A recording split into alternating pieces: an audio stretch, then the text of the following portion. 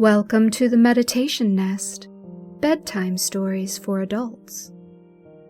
I'm Beth Buttram, your host and narrator. Here, stories become gentle meditations, designed to help your thoughts unwind as you slow the tempo of your life and embrace the night ahead. I invite you to slow your breath, soften your thoughts, and find peace as you drift into rest. This is your time to rest, reflect, and dream. Tonight, you're invited into a story about impermanence. It's a tale of freedom rather than loss, of appreciation found only in the present moment. This is a story about creation without possession, about beauty that exists fully even when it leaves no trace behind. It's about learning to trust the moment itself and discovering that what truly matters is not what remains, but what is felt while it's happening. As you settle in, allow your breath to slow. Let the day loosen its grip. Nothing needs to be remembered tonight. Nothing needs to last. This is the air painter. At the far edge of a wide valley, where the land dipped gently before rising again into distant hills, there lived a solitary artist. Her small stone dwelling sat just beyond a meadow of tall grasses, their silvered tips bending easily beneath the morning breeze. No road led directly to her door. Those who found the place usually did so by accident, following the soft pull of quiet rather than any marked path. Though those who met her later struggled to recall her exact features, they remembered a presence both quiet and luminous, as if she carried the dawn's first light on her skin. Her hair, sometimes described pale as meadowgrass or dark as the riverbank at dusk, was always marked by a few wild strands the wind refused to tame.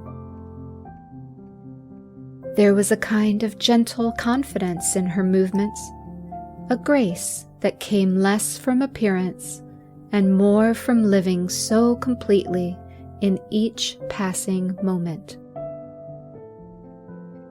Each morning, long before the sun crested the hills, the artist rose. She moved through the dim blue hour with practiced ease, wrapping herself in a light shawl and stepping barefoot onto the cool earth. The valley at dawn was a breathing thing, mist drifting low across the ground, dew clinging to every blade of grass, the air thick with the scent of damp soil and wild herbs. This was her chosen hour.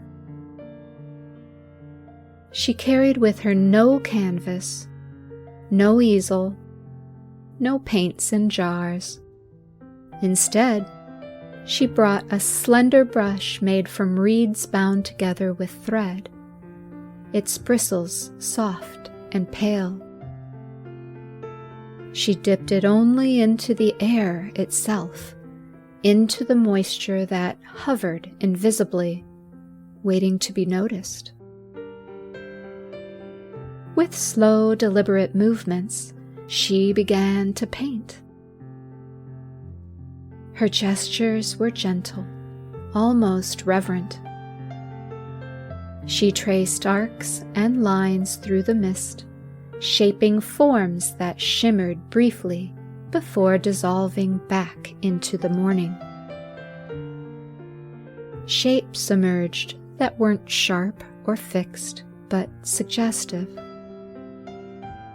A curve that hinted at a wing, a spiral that felt like laughter, a long, sweeping line that carried the quiet weight of longing. The valley watched. Birds paused on fence posts. A fox, passing through the grasses, slowed its steps. Even the wind seemed to hold itself still, as if unwilling to disturb the fragile beauty forming in the air. The artist worked without hurry. She did not step back to assess. She did not correct or refine. Each movement was complete in itself, finished the moment it was made. As the light grew stronger, the mist thinned. The shapes softened, blurred, and finally disappeared altogether. By the time the sun finally rose, there was no evidence of her work, only the open valley, unchanged. The artist lowered her brush and smiled. She returned to her home, as she always did, untroubled by the vanishing of what she had made. To her, the art had already fulfilled its purpose. When she reached her small dwelling at the edge of the valley, she paused at the threshold, as she always did, and shook the remaining moisture from her hands into the earth. Inside, she cleaned her brushes with care. This was her way to thank them, rinsing away the morning's work until the water ran clear again. She opened the windows wide, letting the breeze move freely through the room, carrying away any lingering trace of mist. Only then did she sit, eyes closed, breathing slowly, allowing the feeling of the painting to settle inside her. Nothing was stored, nothing was saved. What mattered had already been carried home with her. Those who lived in the scattered villages beyond the hills spoke of her sometimes, though few had seen her work. They called her many things: the dawn painter, the mist woman, the one who makes nothing. Some laughed gently at the idea of art that left no trace. Others felt an emotion they couldn't explain, sensing that something important was being missed. Occasionally, a traveler would arrive early enough to witness her ritual. They would stand at a respectful distance, unsure whether they were allowed to speak. Most didn't. Something about the way she moved invited silence. When the sun finally erased the last of the mist, the travelers often felt a strange mix of wonder and grief. "It's gone," one said once, unable to hide the disappointment. The artist nodded. "Yes." "You don't mind?" the traveler asked. She considered this, then shook her head. "Why would I? It was never meant to stay." The traveler frowned. Then what was the point? The artist rinsed her brush in the damp grass. To be present while it existed. The traveler left shortly thereafter, thoughtful and quiet. Over the years, the artist's mornings continued unchanged. Seasons passed through the valley, frost etching the grass in winter, wildflowers bursting open in spring, heat shimmering in summer, leaves turning amber in the autumn. No matter the season, she painted. In winter, her breath joined the mist, her movements slower, more deliberate. In spring, the air was thick with promise, her gestures playful. In summer, the mist was fleeting, requiring trust and immediacy. In autumn, the air held memory, her strokes longer, lingering. She aged, though it was difficult to tell by how much. Her hair silvered gradually. Her hands grew more lined, but her movements retained their grace. The valley seemed to hold her gently, as if unwilling to rush her along. One morning, as she worked, a young woman appeared at the edge of the meadow. The visitor watched with wide eyes, barely breathing. When the sun rose and the mist vanished, she ran forward, searching the air with her hands. "Where did it go?" she asked. The artist knelt beside her. "Into you," she said softly, "if you were paying attention." The woman frowned and then smiled, as if understanding something without words. The young woman lingered, returning day after day to watch the artist work. Over time, she learned to sense the rhythm of the morning, the hush before the mist lifted, the glimmer of sunlight on dew, the subtle shift in color as day unfurled. Sometimes she would sit beside the artist, honoring their shared silence, both of them letting the quiet of the valley speak in place of words. On another morning, as the artist finished rinsing her brush in the dew-soaked grass, she noticed someone standing at the edge of the meadow. It was a man from the nearest village, his boots still dusted with the pale clay of the road. He carried a bundle beneath his arm, a folded length of linen, carefully wrapped, as though it held something fragile. He hesitated, clearly unsure whether he was intruding. But the artist met his gaze and offered a small nod. "I come here often," he said quietly, stepping closer. "Not this early, but I've heard stories." She waited, neither encouraging nor dismissing him. "They say you paint things that disappear," he continued. "I wanted to see if that was true." The mist thinned as the sun climbed higher. The last faint traces of her work dissolved between them. "There," she said gently. "Now you have."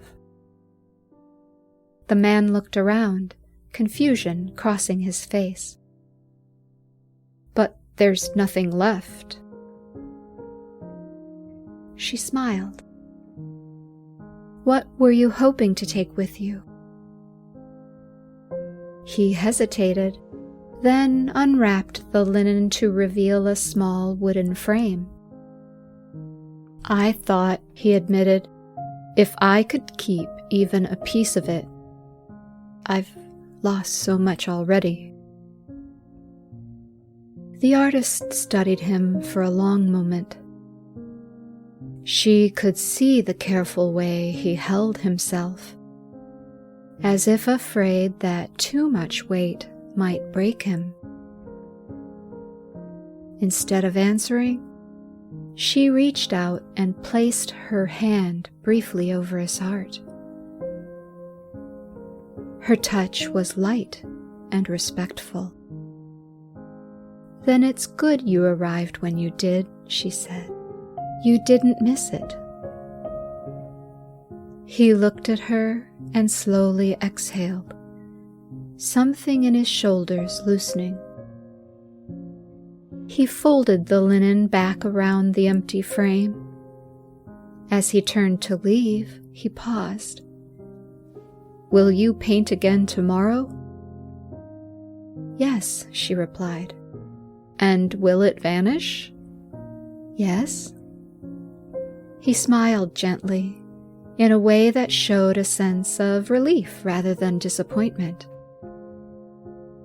"Then I'll come back," he said. "Not to keep it, just to see."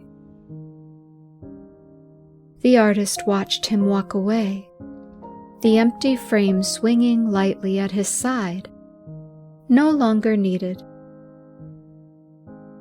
The wind stirred the grass between them, carrying the quiet understanding that sometimes the most lasting things are the ones we never try to hold.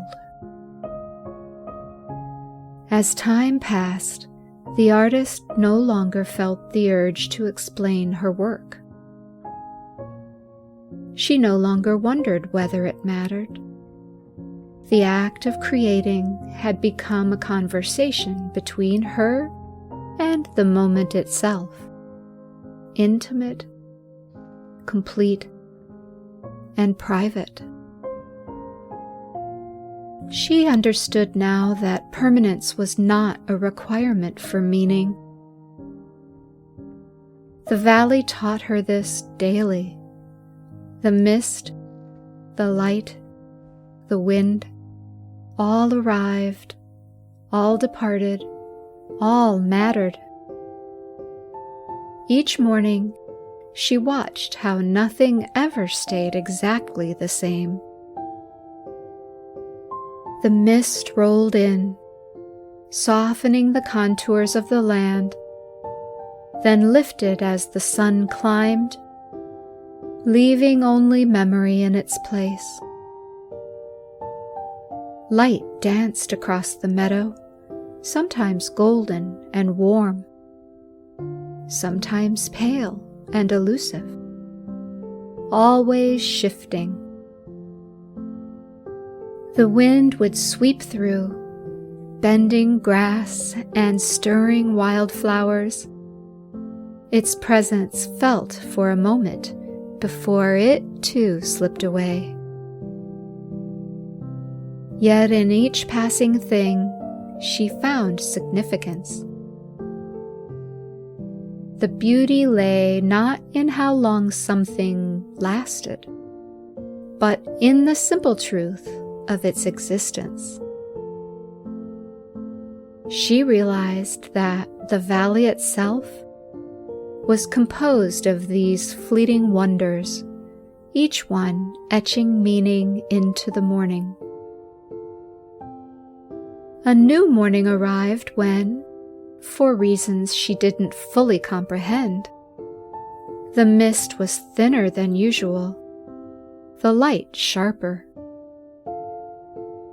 As she lifted her brush, she felt a deep stillness settle within her. It was a feeling of completeness that filled every part of her being, in her heart and in her soul. She painted more slowly that day, each movement infused with gratitude. With each stroke, she became acutely aware of the gentle hush that filled the valley. The way the dew sparkled on every blade of grass, the coolness that lingered before the warmth of sun spread. The silence was not heavy. It was alive and kind, as if the world itself paused to watch her work.